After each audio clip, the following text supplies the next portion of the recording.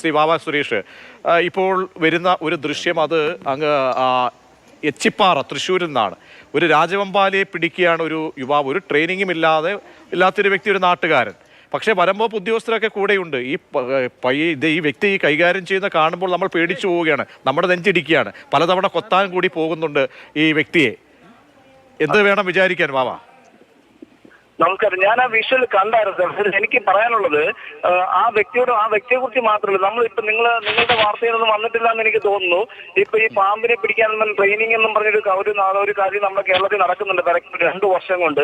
ഈ 2 വർഷം കൊണ്ട് പാവപ്പെട്ട ചെറുപ്പക്കാർ ഒത്തിരി പേര് ഇപ്പൊ ഈ പ്രോഗ്രാം കാണുന്ന ആൾക്കാരെ പാമ്പിനെ പിടിക്കാനും പാമ്പിനെ തൊടിയിച്ചിട്ട് നിങ്ങൾ പാമ്പിനെ പിടിച്ചോ എന്നും പറഞ്ഞൊരു പ്രകടനം നടക്കുന്നുണ്ട്. ആ ക്ലാസ് കാണാൻ വരുന്ന ആൾക്കാർക്ക് ഒരു എക്സ്പീരിയൻസും ഇല്ലാതെ, ഒരു ട്രെയിനിങ്ങും ഇല്ലാതെ, ഒരു ചേരെങ്കിലും തൊട്ടാൽ നിങ്ങൾ പാമ്പിനെ പിടിച്ചോന്ന് പറഞ്ഞ് അയക്കുന്നതിന്റെ ഒരു എന്താ പറയുക അപകടമെന്ന് പറയുന്നത്, ഈ വനം വകുപ്പ് പുതിയതായിട്ട് പാമ്പിനെ പിടിക്കാൻ വിട്ടത് 16 പേർക്ക്, നിങ്ങൾ ആ ഒരു വാർത്തയിലും വന്നിട്ടില്ല, 16 പാവപ്പെട്ട ചെറുപ്പക്കാർക്കാണ് പാമ്പ് കടിയേറ്റത്. പാമ്പിനെ പിടിക്കാന്ന് പറഞ്ഞ് നടക്കുന്ന 16 പേർക്ക് കടിയേറ്റ്. ഒരു കുഞ്ഞുങ്ങൾ പറഞ്ഞിട്ടുള്ള ഒരു വാർത്തയും വന്നിട്ടില്ല.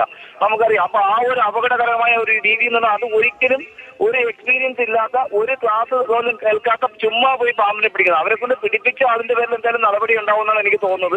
പക്ഷേ ശ്രീ വാവ സുരേഷ്, ഈ രാജവെമ്പാലയെ പിടിക്കുന്നത് ഞാൻ തെമ്മല വെച്ച് നമ്മുടെ ഐബിയുടെ തെമ്മല റോഡിൽ ഞാൻ കണ്ടിട്ടുണ്ട്. ഞാനും അന്ന് വാവ നമ്മളെല്ലാം ഒരുമിച്ചുണ്ടായിരുന്നു. അന്ന് എത്രയോ ട്രെയിൻഡ് ആയിട്ടാണ് രാജവെമ്പാലയെ കൈകാര്യം ചെയ്യുമ്പോഴും അത് കാരണം അതിന്റെ ഉഗ്രവിഷം, അതിന്റെ തലപ്പൊക്കം, ഇതൊക്കെ നോക്കുമ്പോൾ മറ്റ് പാമ്പുകളെയൊക്കെ കൈകാര്യം ചെയ്യുന്ന പോലെ ആണോ ചെയ്യേണ്ടത്?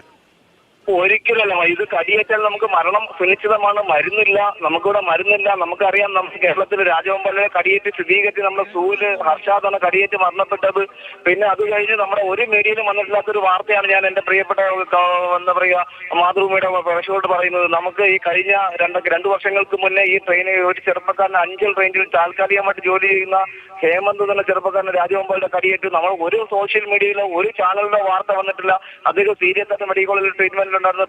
ഭാഗ്യം കൊണ്ട് മാത്രം അദ്ദേഹം രക്ഷപ്പെട്ട് തിരിച്ചു വന്നത്. അത് നല്ല കടിയല്ലായിരുന്നു, ചാക്കിൽ കൂടി കടിച്ചുകൊണ്ടാണ് അദ്ദേഹം രക്ഷപ്പെട്ടു വന്നത്. അപ്പോ എനിക്ക് പറയാനുള്ളത്, ഈ ട്രെയിനിങ് എന്ന് പറഞ്ഞ് നിരപരാധികളായ ചെറുപ്പക്കാരെ വിളിച്ച് പാമ്പിനെ പിടിക്കാമെന്ന് പറഞ്ഞു വിടുന്നത് ഏറ്റവും വലിയൊരു വനം വകുപ്പിന്റെ വലിയ പ്രധാനപ്പെട്ട ഉദ്യോഗസ്ഥർ കൂടി ഉണ്ട് ഇതിനൊപ്പം എന്ന് പറയുമ്പോഴാണ് നമ്മെ അത്ഭുതപ്പെടുത്തുന്നത്. അവരൊന്നും പറയുന്നില്ല, മാറാൻ പോലും ഒരു നിർദ്ദേശം കൊടുക്കുന്നില്ല.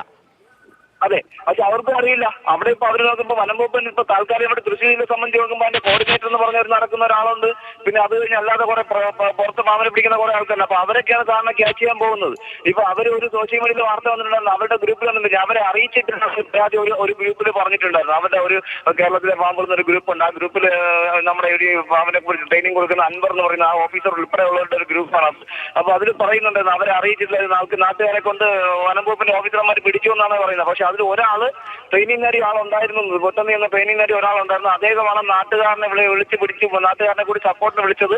പക്ഷേ ഈ ഓഫീസർമാർക്ക് ആർക്കും അതിനെക്കുറിച്ച് ഒരു അറിവില്ല, ഒരു ഗ്രാഹ്യം ഇല്ലാത്തത് കൊണ്ടാണ്. സർപ്പേന്നല്ലേ ആപ്പിന്റെ പേര്? ആ ആപ്പിലേക്കൊക്കെ അതിനെ ആശ്രയിച്ചു കഴിഞ്ഞാൽ എന്തായാലും സ്ഥിതി? അതിൽ ഒരു കാര്യം ഇപ്പൊ 100 ഇപ്പൊ ഞാനിപ്പോ ഈ എല്ലാ സീസണിലും എനിക്കിപ്പോ ഈ കഴിഞ്ഞ പുതിയ സീസൺ ഒരു ദിവസം 15-16 കോളുകൾ ഉണ്ടാകാറുണ്ട്. പക്ഷെ സർപ്പിലൊക്കെ വിളിച്ചു കഴിഞ്ഞാൽ പല സ്ഥലത്തും ആൾക്കാരെ കിട്ടുന്നില്ല. പരമാവധി ഇപ്പൊ ഞാൻ ഇപ്പൊ നിൽക്കുന്ന ഗ്രൂപ്പിലാണ്. ആ പരമാവധി എന്നെ വിളിക്കുന്ന കോളിലൊക്കെ ഞാൻ ഓടി എത്താറുണ്ട്, എനിക്ക് പറ്റാത്ത കാര്യങ്ങൾ ചെയ്യാറുണ്ട്. പക്ഷെ എല്ലായിടത്തും കോർഡിനേറ്റർമാരല്ല. പക്ഷെ ഇതൊക്കെ ഈ നിരപരാധികളായ ആൾക്കാരാണ് പല സ്ഥലത്തും ഇങ്ങനെ ട്രെയിനിങ് നാടകം കാണിച്ചുകൊണ്ട് പറഞ്ഞു വിടുന്നത്. അത് വലിയൊരു അപകടമാണ്. അത് യഥാർത്ഥത്തിൽ അത് കുറെ ചെറുപ്പക്കാരുടെ ജീവൻ അപഹരിക്കപ്പെടും എന്നുള്ളതാണ് എനിക്ക് പറയുന്നത്. താമസിയാതെ അപഹരിക്കപ്പെടും, ഒരു സംശയമില്ല അതിന്റെ ഇതിൽ. ഇനിയിപ്പോൾ സമയമൊക്കെ മഴക്കാലമാണ്, ചൂട് നമ്മൾ പെട്ടെന്ന് നീങ്ങുന്ന ഒരു സമയമാണ്. ഇനിയിപ്പോൾ ശ്രദ്ധിക്കേണ്ട എവിടെയൊക്കെയുള്ള ആളുകൾ, കാരണം രാത്രിയിലൊക്കെ ആളുകൾ പോവുകയൊക്കെ ചെയ്യുന്നതാണ്, പിന്നെ കുളിക്കാനൊക്കെ ഇറങ്ങുന്നത്. ഇതൊരു ഏതോ ഒരു പുഴയുടെ തീരത്താണ് ഇതും നമുക്ക് കാണാൻ കഴിയുന്നത്. അപ്പോൾ ഈ മലയോര മേഖലകളിലൊക്കെയുള്ള ആളുകൾ ഇത് ശ്രദ്ധയിൽപ്പെട്ടാൽ അവർക്കൊക്കെ ഉള്ള ഒരു ജാഗ്രതാ നിർദ്ദേശം എന്ന നിലയിൽ കൂടി വാവയുടെ അനുഭവ സമ്പത്ത് വെച്ച് പറയാൻ ഉള്ള കാര്യങ്ങൾ. എന്റെ പ്രിയപ്പെട്ട മാതൃഭൂമിയുടെ എന്റെ പ്രിയപ്പെട്ട പ്രേക്ഷകരോട് എനിക്ക് പറയാനുള്ളത്, വളരെ ശ്രദ്ധിക്കണമെന്ന് ഞാൻ പറയുന്നില്ല. പക്ഷെ എന്നാലും ഞാൻ ഉറപ്പായിട്ട് പറഞ്ഞു, ചരിത്രത്തിൽ ആദ്യമായിട്ട് ഏറ്റവും കൂടുതൽ പാമ്പ് കടി ഏറ്റുകൊണ്ടിരിക്കുന്ന ഒരു വർഷമാണ് 2024. ഏകദേശം 10,000-ത്തിലോളം കടികളായി കേരളത്തിൽ. അതിൽ എനിക്ക് തോന്നുന്നു 32 പേരാണ് കേരളത്തിൽ മരണപ്പെട്ടത്. അതിൽ കൂടുതലും കുട്ടികളാണ്, 4-5 കുട്ടികൾ ഉൾപ്പെടെയുണ്ട്.